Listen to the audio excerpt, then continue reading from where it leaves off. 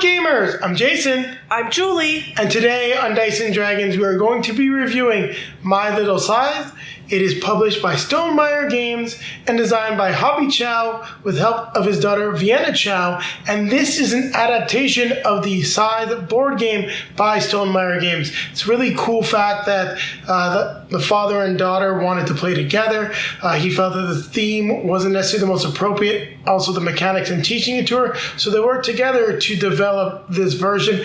And then Jamie Stegmaier and Stonemaier Games decided to publish the game. So I think that is something that is very cool. And we haven't seen too much of that in board gaming, so it's a really nice and interesting story. Now, with that being said, I'm going to toss it over to Julie, who's going to tell you more about the game itself. Well, speaking of Jamie and Stonemaier Games, we'd like to say thank you for sending us this review copy.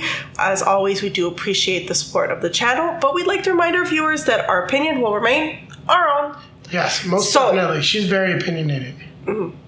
So is he. That's why we do this. I guess so. So this is a competitive game for ages 8 and above. Plays at about 45 minutes and is for 1 to 6 players. And we have found at the lower player counts, because we only play this with 2 players for the moment, it plays in about 20 to 25 minutes. Now, the game is fairly easy. I disagree. It's about 25 to 30 minutes. Okay, well, the game is fairly easy to set up. And I like that because it doesn't take too long to get to the table. Now, the most important thing is, what will you be doing in this game? Well, you're going to be moving your seeker siblings around the map. You can take a move action where both of them can move using the same action. Now, depending on if you've got some resources in your space, you can move either 1 or 2 spaces. Depends on if you want to bring the stuff with you. Want to bring it with you, it's 1. If you're just running out there, it's going to be 2. You'll be ending your turn in quest spaces, which will let you draw quest cards, and so on and so forth. Now, the reason for doing that is you've got different things you need to do. They're all listed at the top part of the board here. You're to complete 4 of said tasks to get your trophies off your board into that location, and the first player to get 4 trophies is going to win the game. Now, to do that, you can have a pie fight, you can get up the friendship track over there, up the pie track over there, you can deliver these apples and gems to the castle, which is now hidden under the setup token, so we'll just move that. You can also collect magic spells, which are also really handy in a pie fight, so, keep that in mind if you're going to get spells, or use them to hit people in the face with a funny pie. It's not an apple pie. This is the Kingdom of Pomme. I'm going to say it's an apple pie. It just seems to fit the theme. So, did I miss anything at all, Julie? I don't think so. Also, be careful, pay attention, because it is fairly easy to tie in this game. At the end of the game, once one player's triggered end game, players will get one last round to wrap everything up. And some of the rules do get modified a little bit to make sure that if you have the potential to get some trophies, you get the chance to complete them all. So keep that in mind.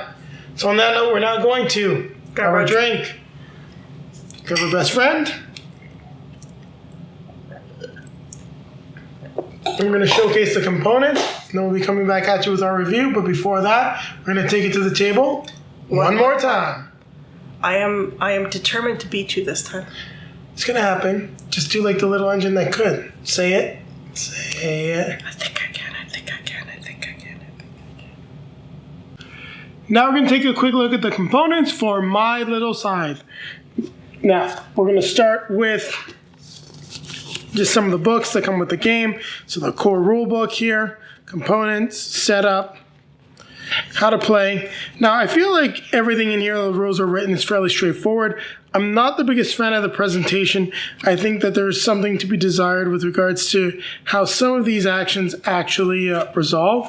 In terms of the visual presentation, you've got the rule book here for the Automa that I haven't gone through yet. You also do have a fun little achievement sheet that you can use to keep track of what's going on, how people are scoring, and first players to win each year. So as you can see, the game came out in 2018. You can always modify that fairly easily. It's cool stuff.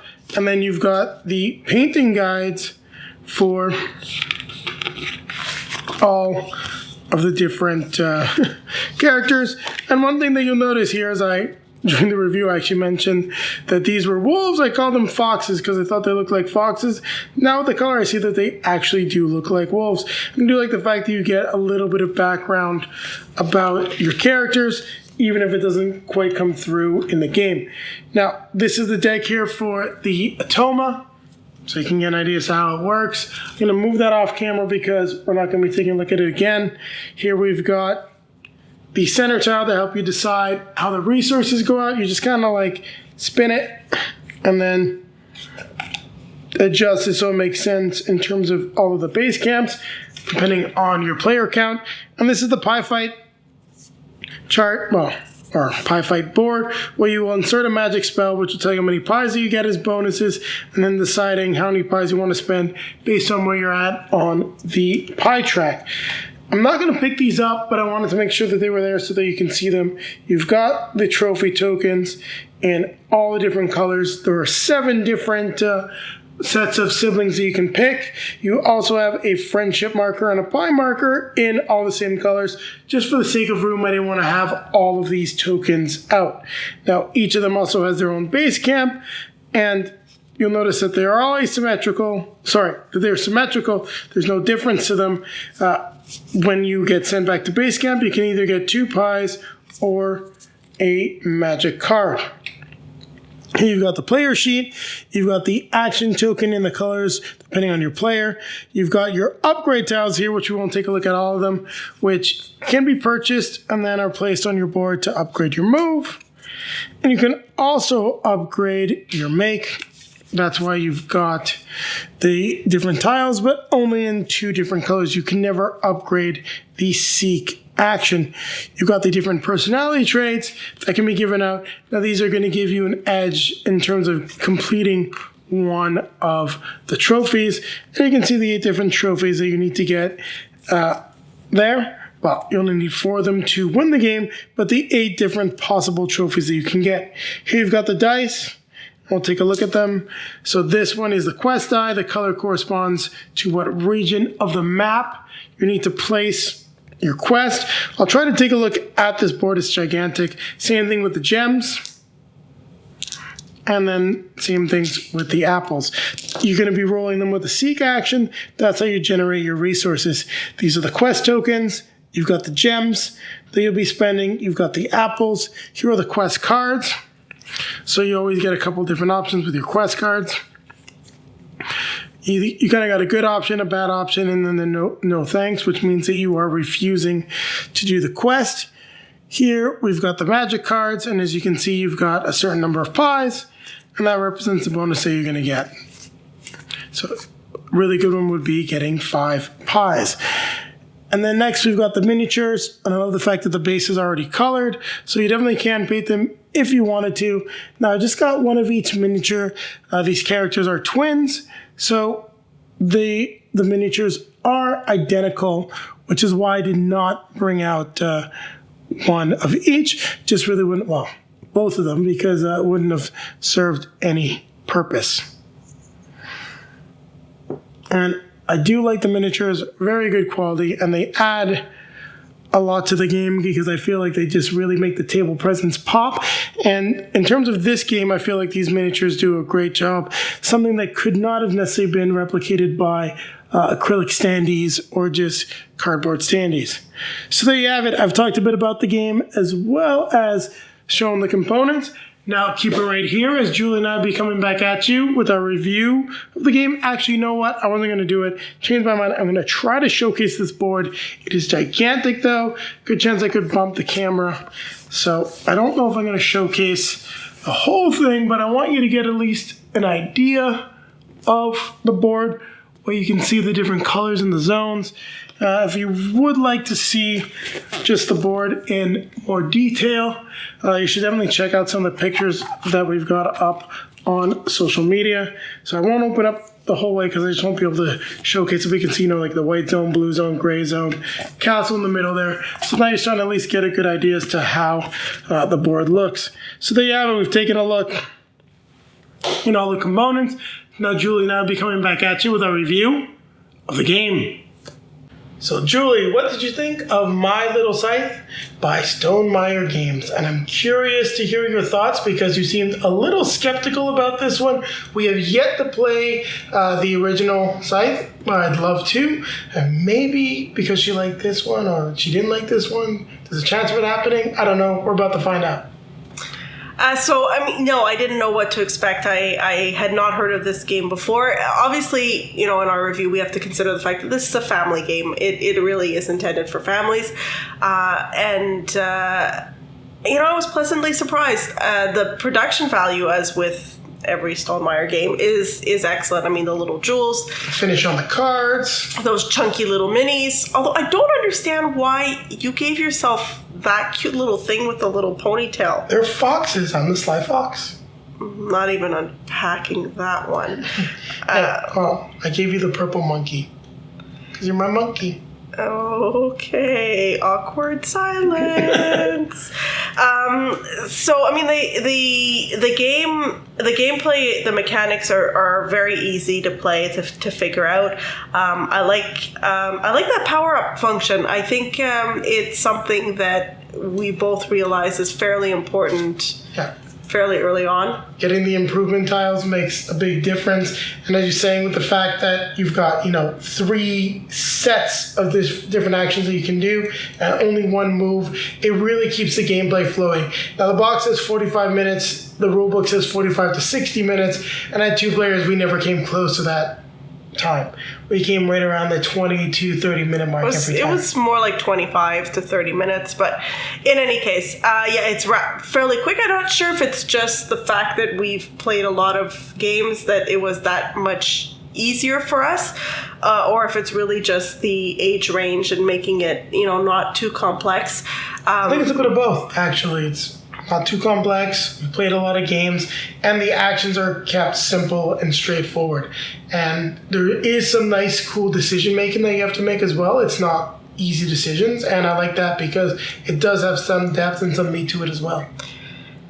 Yeah, but I definitely believe that, as we mentioned in the intro, it's for ages 8 and above. That being said, I think it can be played with younger kids because I think this is fairly straightforward, and they may not make the best decisions, but I think younger players could definitely grasp the play and be able to play this. Absolutely, it's very playable. I mean, what you're doing is straightforward. You may need to help them out, reminding them that they can't necessarily go back to a move that they've already taken, but to pick a different action, and that's where I think younger players will have the most amount of frustration. But it's going to teach them a lot about, making the right decisions, having to analyze and pick the best option available.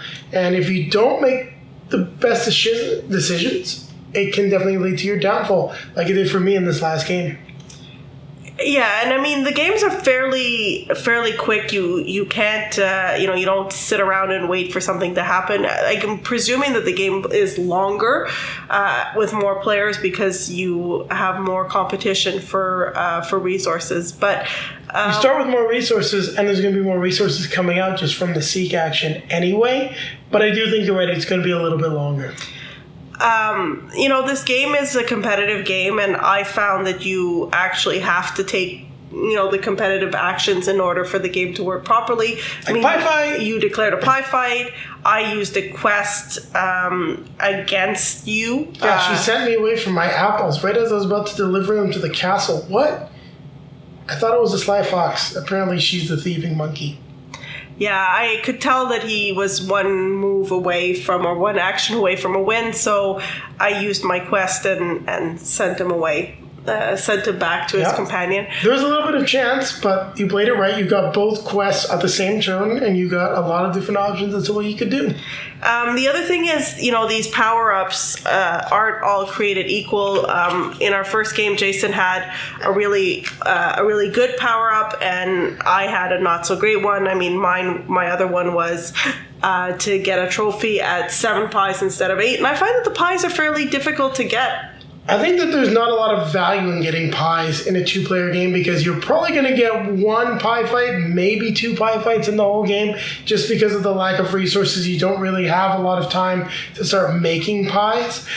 Also, I feel like with a larger player count, there's going to be more stuff on the board, more competition for resources, people just getting in your way, and also maybe it's just like, well, you know what? My best move right now is to move and start that pie fight. And that's something that's going to make this resource more valuable. You'll also be potentially being sent back to your base camp more often, giving you the option to gain more and more pies. And I think that's something that's just a little bit difficult. I mean, mine was a really good one this time when it came to getting quests, but I didn't complete a quest. I was trying to go for a big win, and I wasn't playing my strategy right, and it led to my downfall. So that being said, it's not a complicated game. There's not a lot more to say. That, you know, the pie fight mechanic is interesting with that hidden card that boosts whatever you have. Yeah, your magic card, which is just the number of pies. So I mean, I thought it was fun, and I look forward to playing this in a few years with the little man. Yeah, I gotta say I was very impressed by this in terms of just how easy it is to play, as Julie mentioned. I love the components, like the speed of the game. It's possible we may actually get this played before we play with our little guy in the future, because there is the expansion, so who knows if we'll get an opportunity to review that in the near future. I love the colors on the board. One thing we didn't really talk about is the seeking mechanic, rolling the dice and then having different resources come out randomly. I love the friendship chart. Yeah, I love the friendship track where it does give you bonuses for giving other players resources. Now, gotta be careful. I'm sure you're gonna have a lot more options in a larger player count game, but you don't necessarily want to give them stuff that's gonna let them, you know, like get a free upgrade right away, unless that's something that you want to do because you've got a better strategy down the line. Or maybe you want to drop some resources on their head because next turn you're gonna move into their space and try to take them away from them. So maybe then, you know, Julie will have to spend said resources. So that's what I mean when I was saying earlier, is that there are some interesting decisions that you do have to make. It's not a very simple game in terms of that. If you make the wrong one or you make a mistake, it can bite you in the butt later on in the game. And I like that. I like the fact that the decisions are simple but meaningful. It means that it's very easy to play. It's very easy to play across a lot of player counts with a range of skill. And as Julie said, this is very much a family game. It doesn't offer necessarily a lot for us to play, but I did have fun playing it. If Julie said, I feel like playing My Little Scythe, I would take it out and I'd play it with her. I don't know if we'd have a lot of fun playing it at 4 or 5 adults around the table, but at 2 players, I quite enjoyed the experience because of how quickly it played. It was fun, I got my fix, and it's easy to set up and tear down, which is 2 big pluses for me. And I just like everything that I'm doing. It was really cool. Also, just like the center tile here for randomization. What you do is you put in the center, you spin it. I like to spin anyway, and then you kind of decide how the resources are going to go out by adjusting stuff after you flip it over. It's all pretty cool. And high quality components, I think, helps the table presence, really brings me into the world of My Little Scythe. And then if you do want to play by yourself, there is the Atoma. It brings you into the Kingdom of Pomme? Yes, the Kingdom of Pomme. So, you know, you've got the Atoma card, so you can play solo if you so choose. And the theme, while being competitive, is still very friendly and very family friendly. It's welcoming and brings people into the table. Well, those are my thoughts on it. We had a nice discussion about it. I'm going to let Julie now go ahead and give you her score and her final summary as to what she thinks about this game and if you need to have it in your collection. I'm giving this a 7 because I do believe it's a lot of fun and it's a good family game. I think this is one of my favorite family games that we've played, honestly. I think that if you like gaming with your kids and you have, you know, kids in this age range, I think it's a lot of fun. Or if you have, you know, I keep coming back to my cousin who has 3 boys, and she was talking about the games that they were playing and looking for games that they could play that weren't too aggressive. I think this is definitely one of them, and for that, I mean, we talked about it. It's a pie fight. It's not like you're, you know, decapitating your fellow competitor. Or conquering their city and pillaging it and destroying it. Setting it on fire or whatever. I mean, you're making pies and you're using magic gems and you're having pie fights. So. And you're competing to be the best of the different factions. So that's one thing that I think is pretty cool. So, Jason, what's your rating? Well, I was tempted to almost give this a little bit of a higher rating, but I'd have to say to give it a higher rating, I would have to play it at higher player counts to really see how it holds up. I'm going to agree with you 100%. This is probably the best family game that we have right now. We got a few others. We haven't had a chance to play them. We've got like the Dungeons and Dragons game over there. We've got the cooperative Talisman game, and we like Talisman, so maybe that one will be better than this. But for what it's doing and the experience of playing it and the fact that it is an adaptation of the full Scythe game into, a family-friendly game, I think it does everything well, and I'm going to give this a 7.5.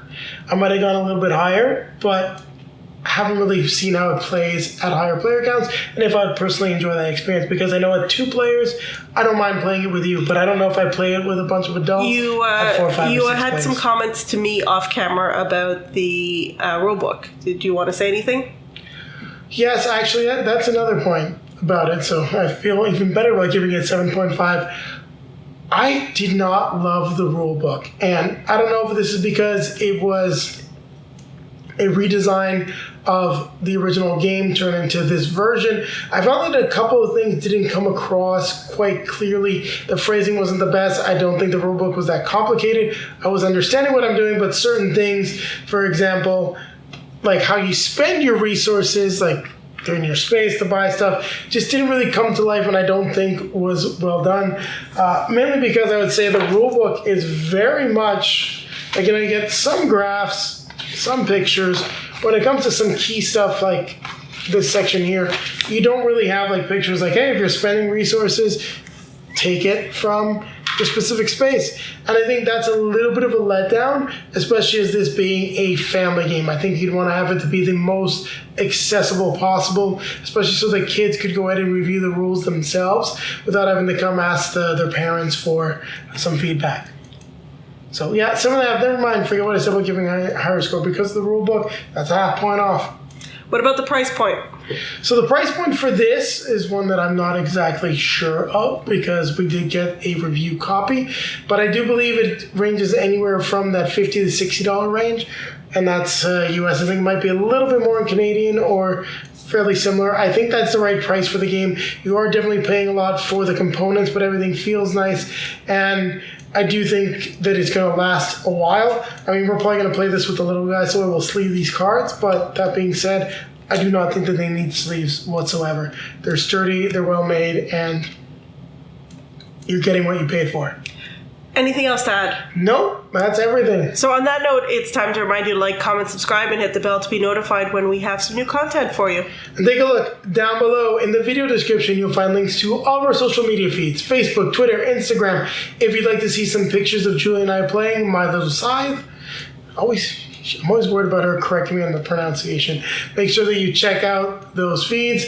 Also down there is a link to multizone.ca, a great Canadian game. So if you're looking for this game, any other Stonemaier game, make sure that you check them out. And the great thing about that link is if you click it, you'll get 10% off your next purchase. And it's a great way to support the channel. So a portion of that purchase will be returned to us. And then popping up in front of us, you're going to find links to some of our previously released videos. In front of me will be our most recent release. In front of Julie, it's going to take you back to another Stonemaier game that we've reviewed. I don't know which one. I'm trying to think about one that's family friendly, but I don't think we played the other ones yet, actually. Well, you know what? We'll do Between Two Castles of Mad King Ludwig. Although a little bit more complicated, that one. And now we're going to grab our drinks. Her best friend. We're going to keep playing games. And then we're going to keep playing this one. I'm curious what the expansion adds to it.